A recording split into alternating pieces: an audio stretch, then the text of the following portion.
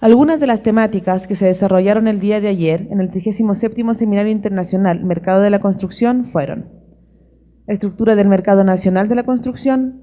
las condiciones estructurales del mercado inmobiliario y políticas de desarrollo infraestructural. A continuación, invitamos a nuestro primer expositor. Se trata del arquitecto Rafael Ruy Pérez, director de Regulación de Vivienda del Ministerio de Desarrollo Urbano y Vivienda, MIDUVI. Rafael es arquitecto con especialidad en urbanismo por la Universidad de Valladolid, España.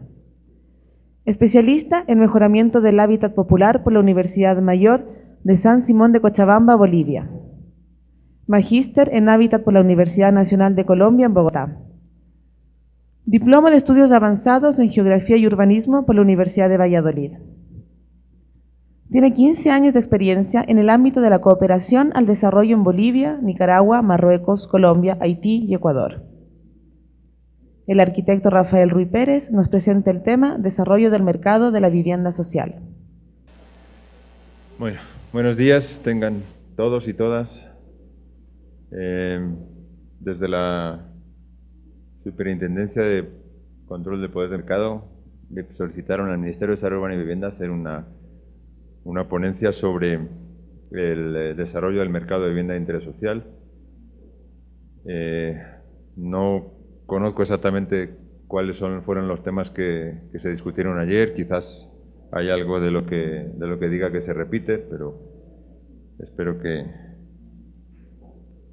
podamos entrar en algunos temas de interés. En primer lugar,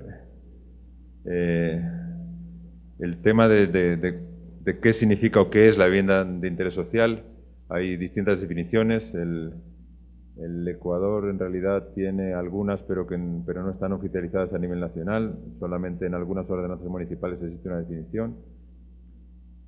El Ministerio en realidad ni siquiera tiene una definición de lo que es vivienda de interés social, al menos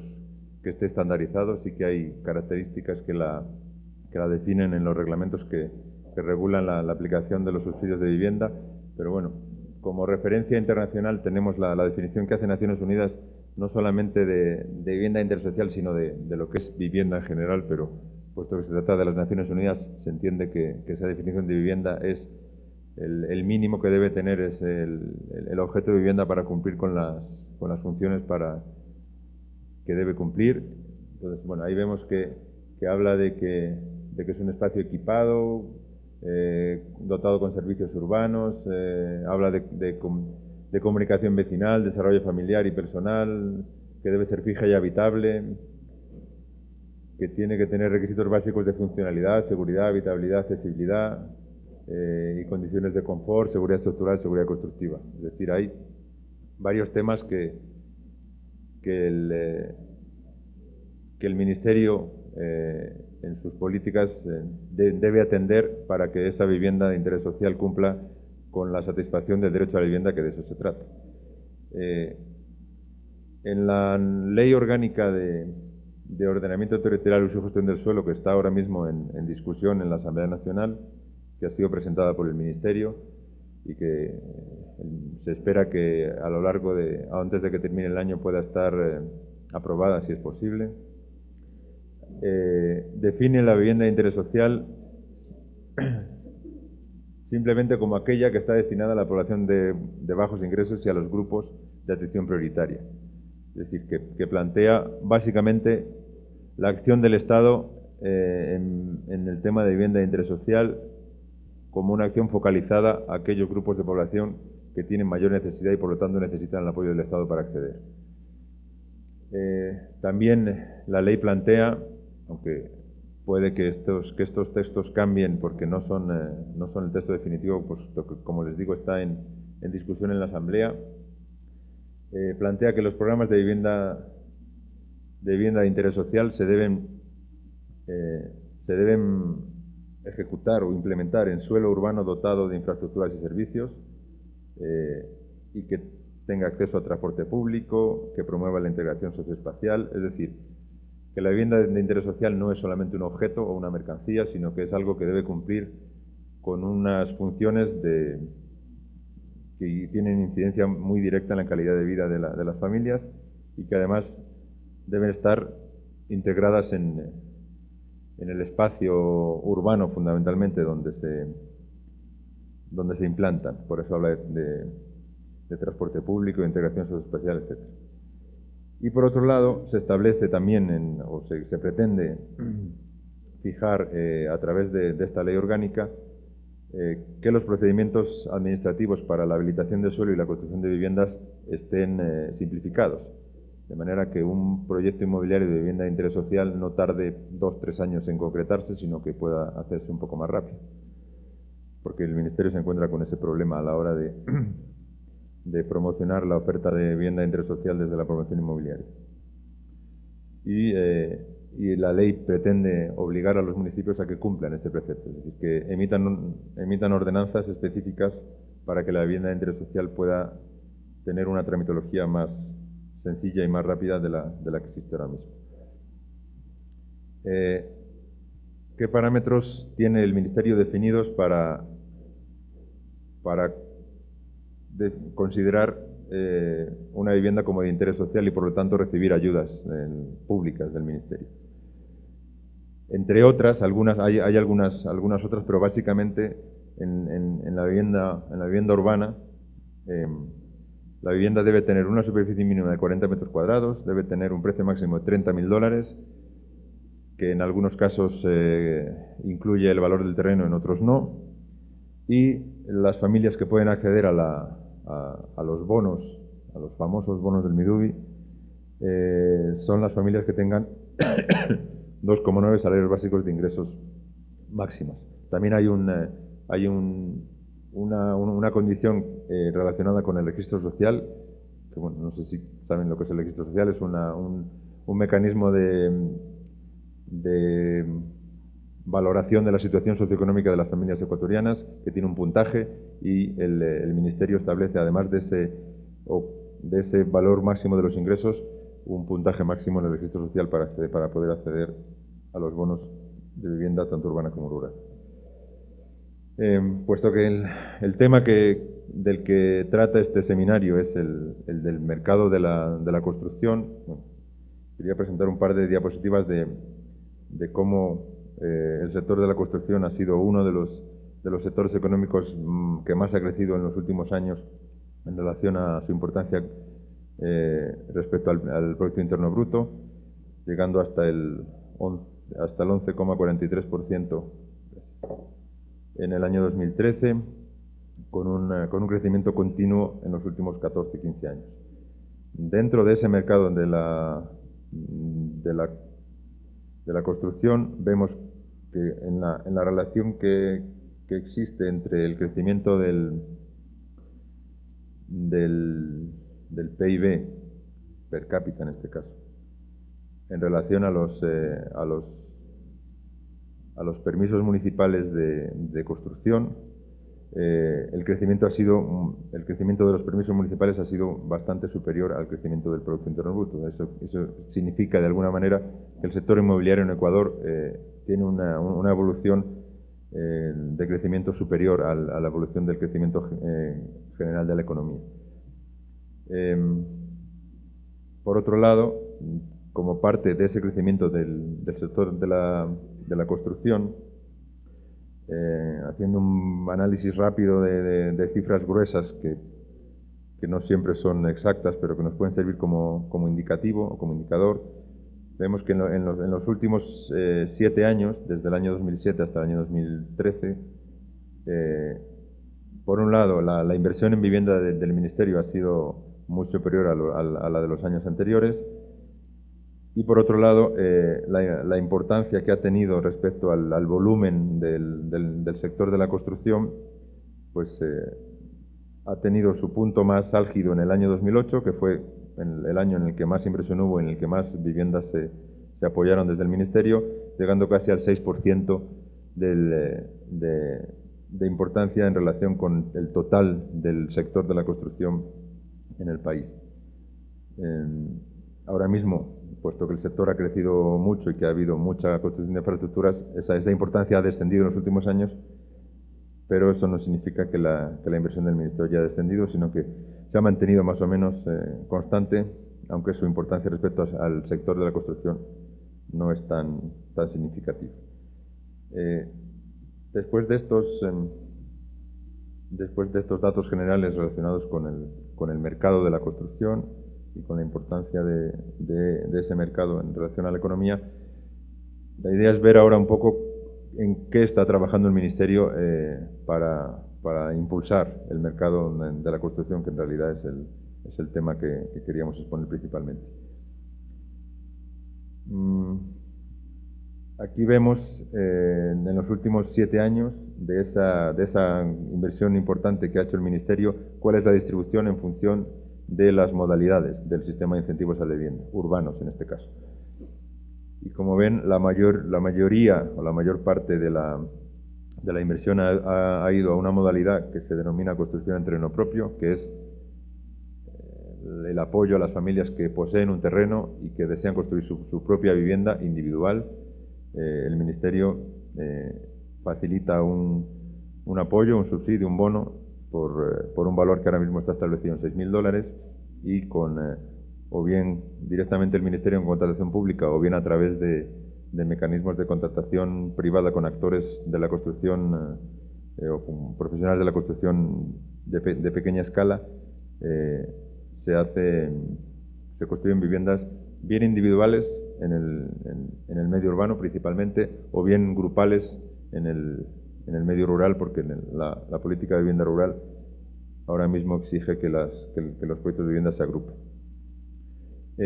Mientras que los incentivos o los apoyos al mejoramiento de vivienda y a la adquisición de vivienda son bajos. Es decir, que si entendemos mercado de vivienda social por producción inmobiliaria de vivienda de interés social, en los últimos años el porcentaje no ha sido muy significativo frente a esa otra modalidad de construcción en terreno propio, porque solamente se ha llegado aproximadamente al 28%.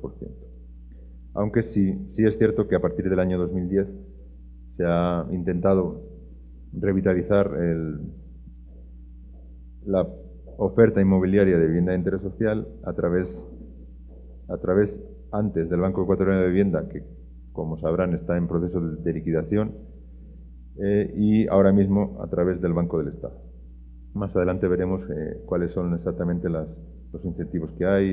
y los proyectos que se están impulsando este año 2014. Pero bueno, ahí hay unos datos de que más o menos desde el año 2010 hasta ahorita,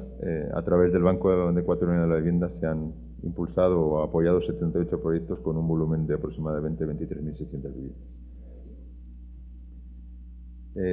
Este es el panorama que el Ministerio tiene que afrontar en términos de déficit de vivienda. Los datos del año 2012, como aparecen ahí, hablan de que el déficit cualitativo de la vivienda es del 33% y que el déficit cuantitativo es del 13% a nivel nacional y sin distinguir entre los distintos niveles socioeconómicos. Eso significa que si bien el déficit de vivienda, el déficit cuantitativo de vivienda puede parecer que no es muy alto, de solamente el 13,7% de las viviendas, eso significa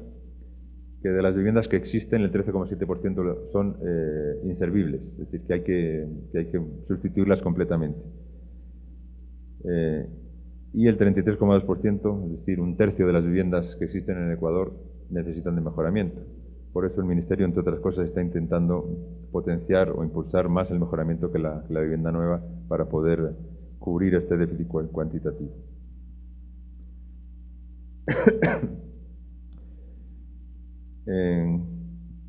Pero ese déficit no está distribuido uniformemente entre el medio urbano y el medio rural y entre las familias de menos ingresos y las familias de más ingresos. Aquí en este pequeño gráfico podemos ver que, por ejemplo, las viviendas irrecuperables, es decir, las que constituyen el déficit cuantitativo, se concentran sobre todo en el medio rural y entre los quintiles 1 y 2 de ingresos de la población. A pesar de que los esfuerzos del Ministerio en los últimos años han ido sobre todo dirigidos al ámbito rural. Es cierto que Ecuador es un país eminentemente urbano, donde el 66% de la población aproximadamente es urbana, pero el Ministerio en los últimos años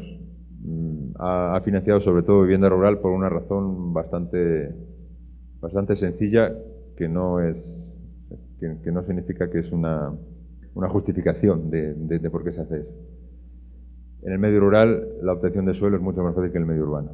Y ya veremos más adelante que uno de los problemas de acceso al mercado y de generación de oferta de vivienda de interés social es el acceso al suelo. Entonces, puesto que en el medio urbano el acceso al suelo es más difícil, sobre todo porque es más caro,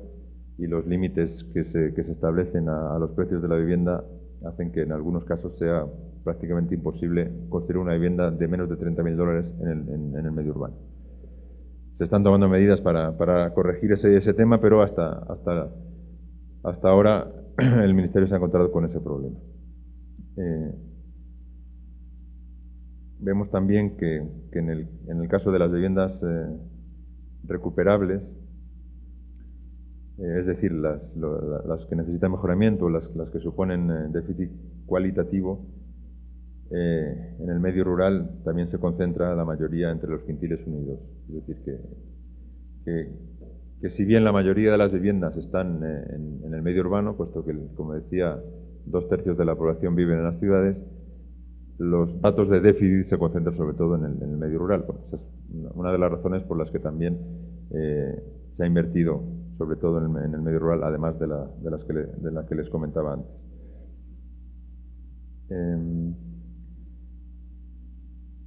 También hay un dato que nos sirve para reflexionar sobre el tipo de política que el Ministerio está desarrollando, y es que según el censo del año 2010, casi el 60% de la población del Ecuador es propietaria de su vivienda. En general, en toda América Latina, el nivel el índice de propiedad de la vivienda es mucho más alto que en otros países del mundo, como en algunos países de Europa. No es el caso de España, donde también hay un altísimo porcentaje de vivienda en propiedad, pero quizá por herencia cultural, en la mayoría de los países de América Latina, el porcentaje la mayoría de las viviendas están, el régimen de tenencia es el de la propiedad, y la demanda de vivienda de la población principalmente es en propiedad. Eso no significa que sea malo de por sí, pero significa que quizás el Ministerio debe plantearse incentivar el tema del arriendo como una de las opciones de política de vivienda, y de hecho se está haciendo, aunque de momento de manera incipiente y a pequeña escala.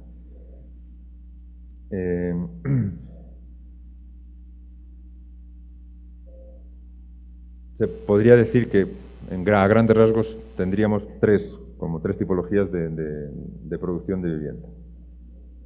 Por un lado, la producción inmobiliaria; por otro lado, la vivienda que tiene incentivos públicos, bien sea directamente producida por el Estado o bien producida con apoyos del Estado; y por otro lado, lo que se denomina, imagino que habrán escuchado hablar de ello, la producción social del hábitat, que es cuando la población construye la vivienda por sí sola, sin apoyo ni del mercado ni del Estado, principalmente. El Ministerio trabaja en los puntos de unión que tienen estas tres tipologías. En el caso de la modalidad de adquisición de vivienda, que sería el punto de encuentro entre el mercado inmobiliario, la producción inmobiliaria y los incentivos del Estado, porque de momento, aunque en otras épocas se ha hecho, el Ministerio no construye viviendas directamente, sino que su política es principalmente de otorgar incentivos para que sea el sector privado y el mercado inmobiliario el que las produzca. Y por otro lado, a mitad de camino entre esa producción social del hábitat, muchas veces sin apoyo técnico ni económico, y los incentivos públicos, encontramos la modalidad que se denomina construcción en terreno propio, como les mencionaba antes, cuando el Ministerio apoya a las familias a construir una vivienda en un terreno que es de su propiedad. ¿Qué es lo que está haciendo ahora mismo el Ministerio para impulsar el mercado de vivienda de interés social? Bueno, antes de eso, o lo que está haciendo, lo está haciendo desde el análisis de cuáles son las causas de que no exista ese mercado o de que exista exclusión de una buena parte de la población de ese mercado. Porque imaginarán que para poder acceder a una vivienda o comprar una vivienda hay que tener unos mínimos ingresos, una capacidad de ahorro, una capacidad de pago de crédito, y no siempre sucede en todos los estratos de la población. Pero como les decía antes, una de las principales causas es la falta de acceso a suelo seguro y servido, porque en muchas ciudades del Ecuador y de toda América Latina hay muchas familias que viven en zonas de riesgo, en lugares por fuera del límite urbano, sin servicios públicos, y han construido sus viviendas sin asistencia técnica, sin técnicos. Y lamentablemente esa modalidad de construcción es la de la mayoría de las viviendas que se han construido en el Ecuador en las últimas décadas. No solo en el Ecuador, sino en casi todos los países de América Latina. Por eso es necesario que el Ministerio, en este caso como ente rector, pues, tenga o actúe en la facilitación o en el tema del acceso al suelo. Y ya que estamos en un evento organizado por la Superintendencia de Control de Mercado, pues intuirán, y si no lo han escuchado alguna vez, el mercado del suelo es uno de los mercados menos transparentes que existen, porque no se basa en la ley de la oferta y la demanda, porque el suelo es algo que no se produce, que nadie puede fabricar el suelo, es algo que está ahí, que se ha ido ocupando, pero no es posible producir más suelo,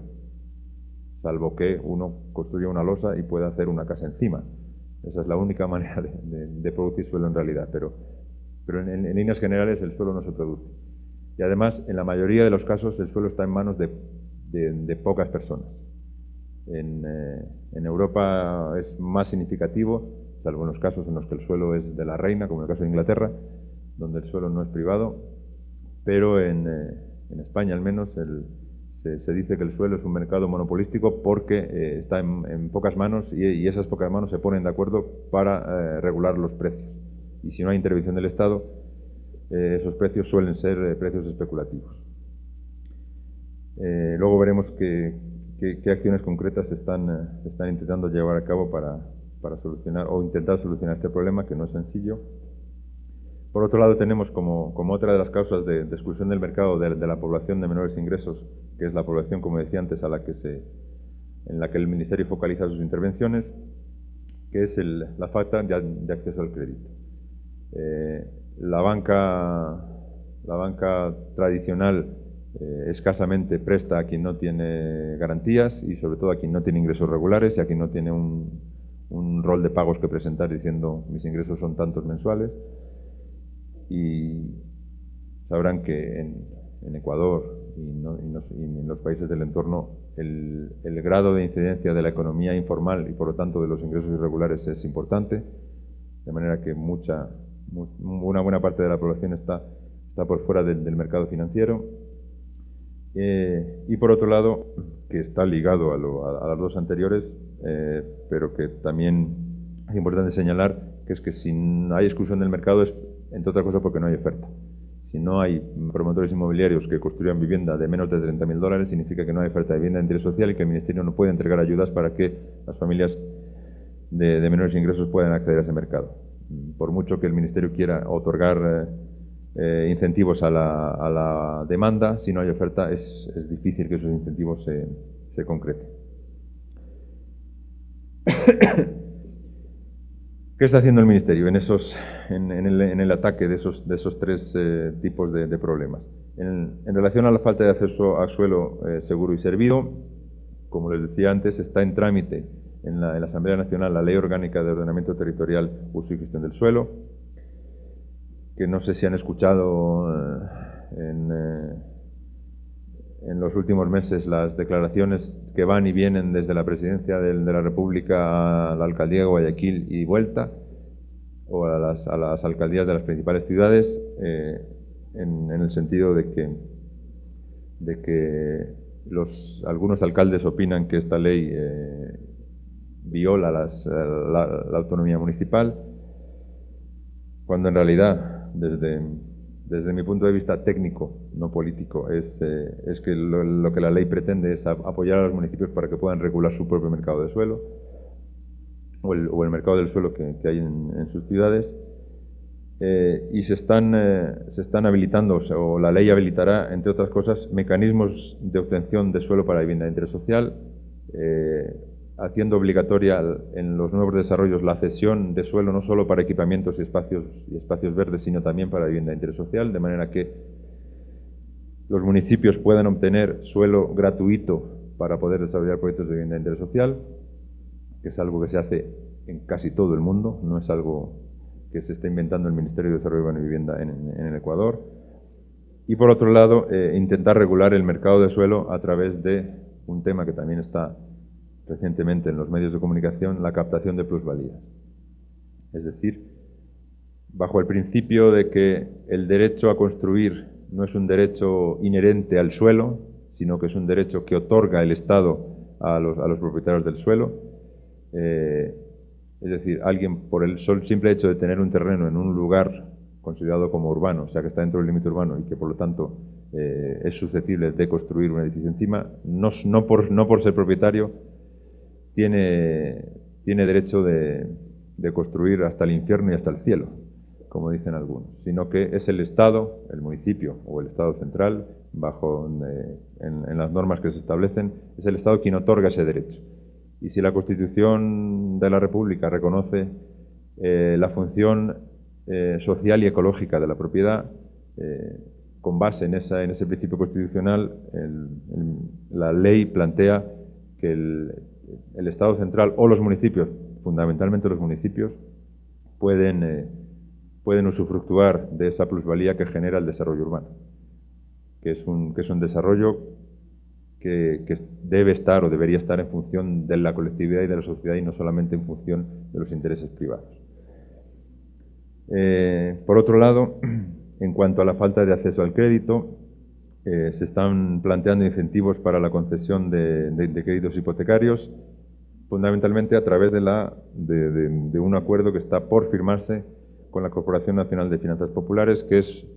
una banca de segundo piso del gobierno ecuatoriano que fondea a las cooperativas de ahorro y crédito para que éstas entreguen créditos hipotecarios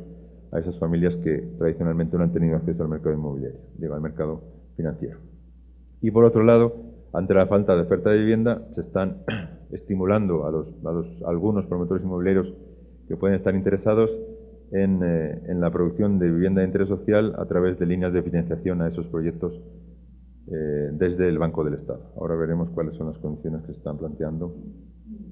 Todo eso se enmarca en unos nuevos enfoques, estrategias y ejes de acción de la política de vivienda del Ministerio desde una visión global. El Ministerio, como ente rector del tema urbano y de vivienda en el Ecuador, siguiendo los principios constitucionales, está planteando que todas las políticas deben girar alrededor de garantizar no solamente el derecho a la vivienda vivienda digna y adecuada que dice la Constitución, sino también el derecho a la ciudad, que está reconocido en la Constitución y que en otros países tiene mucho desarrollo, pero en el Ecuador aún se está empezando a desarrollar. A pesar de que se aprobó en la Constitución del 2008, todavía no hay una ley que lo desarrolle. En Brasil, por ejemplo, que es uno de los países donde más desarrollado está, existe una ley de ciudades donde este tema está bastante más avanzado. Es en esta ley de ordenamiento territorial, uso y gestión del suelo, donde se está planteando el derecho a la ciudad como uno de los ejes de actuación del Ministerio. Y en ese aspecto se está intentando trabajar en distintos ámbitos que responden a esas modalidades de producción de ciudad que veíamos, o de producción de vivienda que veíamos antes, desde el mejoramiento de vivienda, pasando por esa construcción en terreno propio, hasta el tema de vivienda de alquiler, bien en edificios privados, o que haya promotores que construyan vivienda no solamente para vender, sino también para alquilar, o bien en edificios públicos que el Ministerio pondría a disposición de la ciudadanía para aumentar la oferta de vivienda en alquiler a precios razonables. Y para eso una de las ideas es utilizar los inmuebles propiedad del Estado o del Ministerio, del Banco del Patrimonio de la Vivienda o de otras entidades del Estado para introducirlas en ese mercado. La estrategia global de financiamiento que plantea el Ministerio tiene que ver, por un lado, con la oferta y por otro lado, con la demanda. Con la oferta, incentivando la producción de vivienda de interés social con los promotores inmobiliarios principalmente, y por otro lado, a la demanda con esos incentivos económicos para el otorgamiento de créditos hipotecarios, sea para adquisición de vivienda o sea para que esa construcción de vivienda en terreno propio pueda tener una calidad un poco superior a la que ahora mismo se hace. Bueno, aquí más o menos está reflejado cuáles son las condiciones de esos créditos que entrega el Banco del Estado a los promotores inmobiliarios. Bueno, es una tasa de interés del 6%, se financia hasta el 80% del costo del proyecto, en un plazo de hasta 5 años y con hasta 32 meses de gracia, lo que significa que los promotores durante esos 32 meses solo deben pagar intereses y no deben abonar el capital. Eso facilita el hecho de que durante los primeros años de vida del proyecto, que son los años en los que se venden las unidades de vivienda, las obligaciones financieras sean menores para facilitar el ejercicio y que los cierres financieros cuadren, porque construir viviendas de entre 15.000 y 30.000 dólares, pues sabemos que no es tan sencillo para los promotores, sobre todo teniendo costos de suelo tan altos como los que existen ahora mismo en el país. Ahí hay en esta otra tablita están reflejados en esta tablita de acá están reflejados los valores de los bonos, dependiendo del valor de la vivienda y dependiendo de la modalidad, si es departamento o casa, y van desde 6.000 dólares hasta los 2.000 dólares en función del valor de la vivienda. Cuanto menos cuesta la vivienda, más alto es el bono, porque se supone que esas viviendas de menor costo están destinadas a familias con menores ingresos. Esto es más o menos lo mismo dicho de otra manera. El programa del Banco del Estado se llama ProHabitat y tiene esas condiciones, y el papel del MIDUBI en este caso es la calificación de los proyectos. Los promotores inmobiliarios presentan el proyecto al Ministerio con unas condiciones determinadas, unos requisitos que exige el Banco del Estado, que son tanto técnicos como financieros, comerciales o legales, y con una cifra de negocio que debe estar con esta relación mínima. Es decir, el 60% de la promoción debe ser vivienda de interés social, es decir, vivienda de menos de 30.000 dólares, y el 40% puede ser vivienda libre, vivienda a precios de mercado. Eso significa que lo que el banco financia al 6% es solamente la parte de vivienda de interés social. El resto se financia a las tasas de mercado. Y las garantías que se les piden a los promotores son garantías de hipoteca abierta o garantía bancaria. Es decir, normalmente lo que se hace es hipotecar el terreno sobre el que se va a construir el proyecto inmobiliario. Este es un cuadrito que muestra en el año 2014, con esta nueva política, hasta ahora cuántos proyectos se han calificado y cuántos proyectos están como en ejecución. Cada uno en un estadio distinto, pero están todos ya calificados por el Ministerio. En total son proyectos que agrupan 6.507 viviendas, de las cuales 5.195 son viviendas de interés social, es decir, una media del 80%. Como ven, hay algunos que tienen el 100%, otros que solamente llegan al 57%, que están raspando o rozando ese 60% mínimo. Pero también pueden ver, y esto es quizás significativo, que de esas viviendas, la mayoría, o sea, más de un tercio, son viviendas de entre 25 y 30.000 dólares, es decir, el estrato más, o el segmento más alto de las viviendas que el Ministerio considera como de interés social. Y según los cálculos que tiene el Ministerio, para poder acceder a esa vivienda de 30.000 dólares, los ingresos tienen que ser mínimo de 2,5 salarios básicos. Es decir, ese segmento del mercado está enfocado al quintil 3 de la población, es decir, no es la población de menores recursos. La población de menores recursos debería acceder a esas viviendas de hasta 15.000 dólares, que como ven solamente son el 17% de las que se están promoviendo. Es decir, que aunque se están haciendo esfuerzos por aumentar la oferta no llega o no va a llegar mayoritariamente a las familias de menores ingresos, que son las que menos capacidad de crédito tienen y las que menos capacidad de pago tienen. Eso significa que el Ministerio tiene que trabajar en otros mecanismos. Luego veremos cuáles son esos otros mecanismos. Esas viviendas que aparecen ahí como de 13.500 dólares son las que se utilizan para alojar a familias reasentadas de zonas de riesgo que tienen un valor, según el bono de reasentamientos o de emergencia, de 13.500 dólares. Entonces, hay algunos proyectos que también incluyen ese tipo de viviendas para que el Ministerio pueda comprarlas y poder entregarlas a esas familias que han sufrido catástrofes o que están asentadas en zonas de riesgo.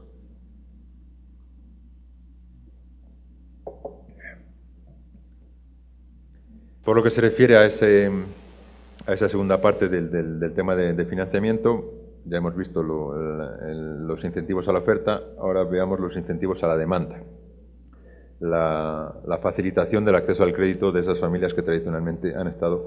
excluidas del mercado financiero. En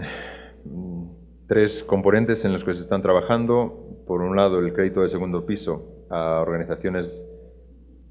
del sector financiero popular y solidario, eso es lo que significa OSFPS, que son cooperativas de recrédito principalmente o básicamente.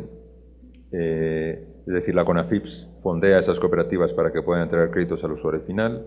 o crédito al beneficiario final. Por otro lado, el incentivo financiero a la concesión, es decir, las cooperativas van a recibir un apoyo monetario en una cantidad fija por cada crédito que coloquen. Y por otro lado,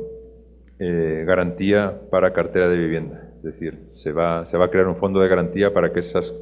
cooperativas tengan un poquito más de seguridad a la hora de entregar esos créditos. Aquí están las condiciones básicas del programa. El valor de la vivienda debe ser máximo 30.000 dólares, que es lo que define el decreto ejecutivo que regula los incentivos a la vivienda. El plazo de los créditos para las familias es de hasta 15 años, con tasas de hasta un 11,33%, que es la que establece el Banco Central, con pagos mensuales y con garantías principalmente hipotecarias, aunque se dan otras opciones de otro tipo de garantía. Y por parte del crédito de segundo piso, pues la CONAFIPS fondea esas cooperativas con una tasa del 4%, de manera que tienen un margen del 7,33% para que la operación sea atractiva para las cooperativas, con la condición de que las cooperativas tienen que garantizar el 120% del valor del fondeo.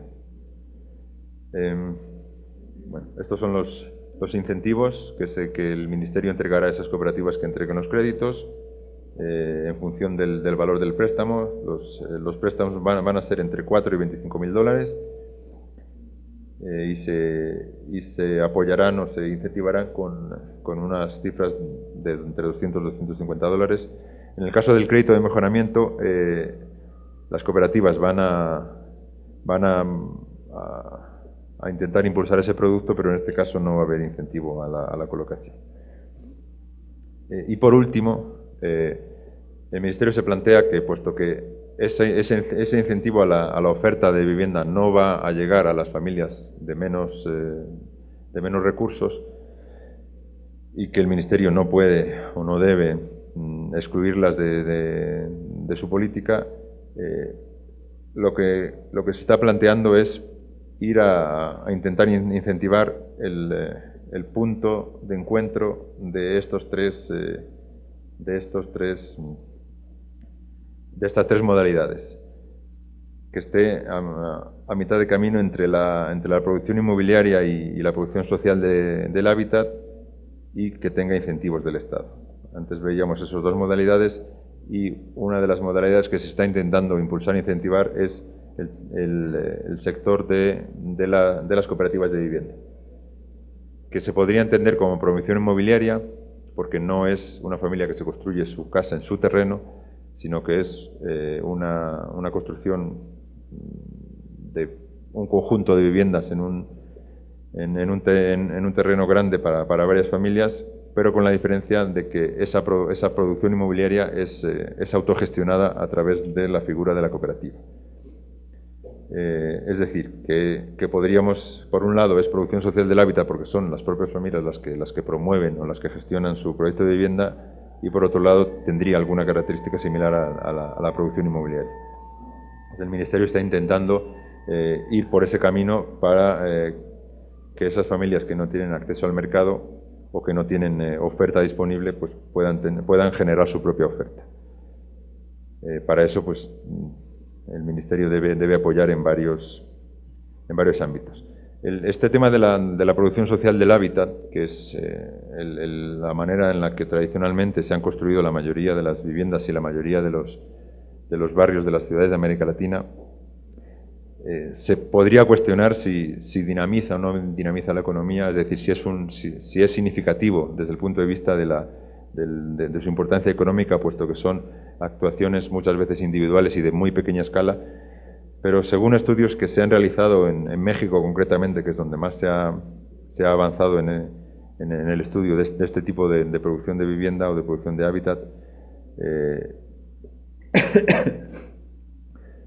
se ha llegado a identificar que entre esos años 88 y 2004 esa producción social del hábitat ha supuesto el 1,1% del Producto Interno Bruto.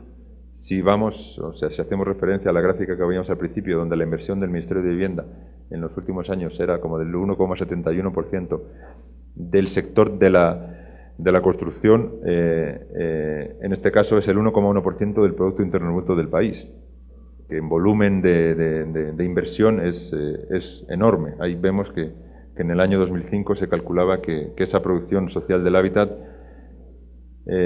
invertiría alrededor de 7.250 millones de dólares y que tendría un aporte adicional de las familias en trabajo propio o en labores de autoconstrucción de hasta 1.450 millones de dólares. Cifras que son muy superiores seguramente a las que el propio gobierno de México invirtió en esos años en apoyo a la vivienda de interés social. Es decir, que las familias por sí solas y con los pocos ingresos que tienen siguen invirtiendo mucho más que el Estado en la producción de vivienda de interés social. También se cuestiona si esa producción social del hábitat construye o destruye la ciudad. No sé seguramente no construye una ciudad como la ciudad formal a la que podemos estar acostumbrados, pero lo que sí es cierto es que ha producido, en el caso mexicano, nuevamente casi el 63% de las viviendas que se han construido. Es decir, que el 63% de las ciudades mexicanas se han construido por esa modalidad. Bien o mal, pero no deja de ser significativo y debe ser tenido en cuenta. Quizás lo que hay que hacer es apoyarlo para que lo que se haga por esa vía pues tenga mejores resultados y no barrios como los que engordan las grandes ciudades latinoamericanas. ¿Qué plantea el Ministerio para apoyar esta producción social del hábitat? Por un lado, la va a reconocer en la ley como una forma de producción de vivienda y de producción de ciudad. Y de alguna manera la ley, esa ley de ordenamiento territorial y uso y gestión del suelo, plantea que se incentive o que desde los municipios o desde el gobierno central ese modo de producción tenga apoyos. Y concretamente los apoyos se traducirían en lo que decía antes, por ejemplo, del apoyo a las cooperativas de vivienda, que en otros países del área ha tenido muy buenos resultados y se han producido muchísimas viviendas. Es el caso de Uruguay, que es uno de los casos paradigmáticos que se mencionan siempre que se habla de cooperativismo de vivienda en América Latina. Por otro lado, que esas cooperativas puedan acceder a esa misma financiación que reciben los promotores inmobiliarios, y no se trata de privilegiar uno u otro modo, sino que todos esos modos tengan al menos las mismas oportunidades, y que si un grupo de personas decide decide unirse en una cooperativa para poder hacer su propio proyecto de vivienda y, por lo tanto, su propio proyecto de vida, pues tenga las mismas facilidades de financiación que tienen los promotores inmobiliarios, que lo que buscan es una rentabilidad económica. Además del acceso a financiación para proyectos, el apoyo con asistencia técnica y social a esos procesos, y igualmente el acceso a crédito hipotecario para las familias. Es decir, que el crédito hipotecario no sea solamente para adquirir una vivienda en el mercado, sino también para poder apoyarle esa autoproducción de vivienda. Y por otro lado, otra de las políticas que el Ministerio está intentando impulsar con fuerza es lo que denominamos aprovechamiento de la ciudad construida, que significa que en esos espacios urbanos que ahora, en muchos de los casos, están integrados a la ciudad, pero que su origen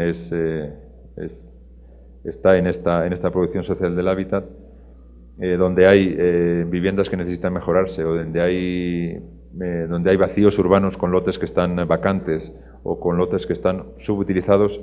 el Ministerio puede impulsar que esa ciudad que ya está legalizada, es decir, que ya cuenta con títulos de propiedad, que ya tiene servicios urbanos, ya cuenta con agua, alcantarillado y algún servicio urbano, no todos, pero algunos tiene,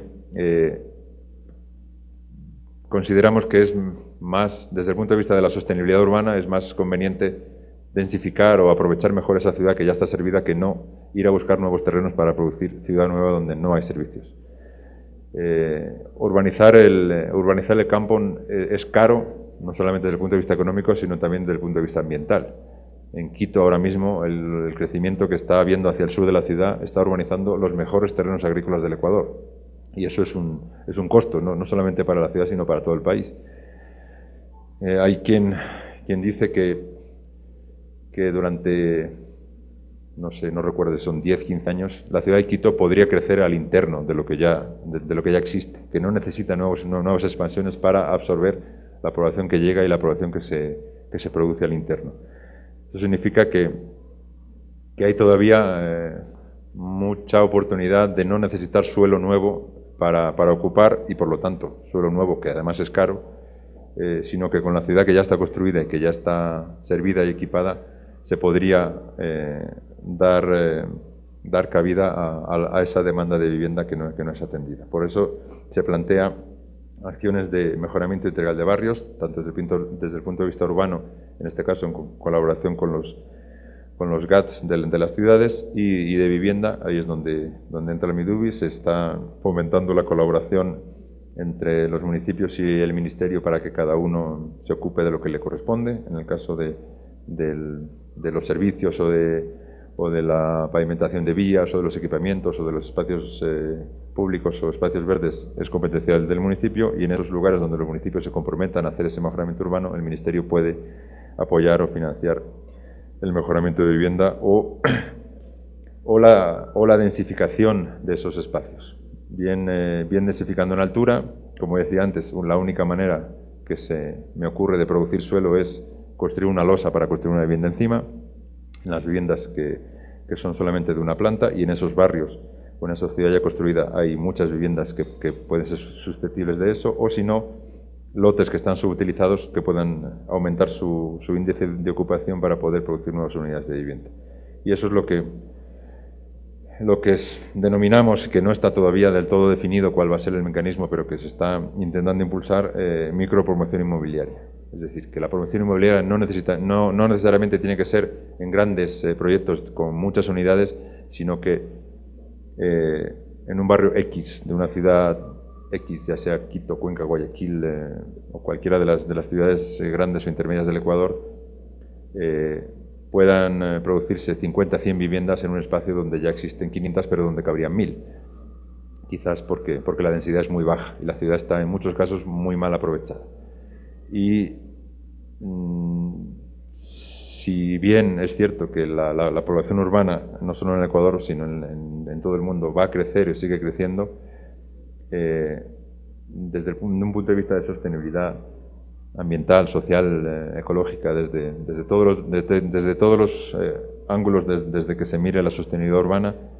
es más sensato que las ciudades crezcan hacia arriba sin comprometer el acceso a equipamiento, sin comprometer los estándares de calidad urbana, es decir, estudiando muy bien cuál es la capacidad de carga del territorio y sobre todo de los servicios que ya existen para que eso no suponga un problema, pero es mucho mejor eso en términos de sostenibilidad que las ciudades sigan creciendo ilimitadamente.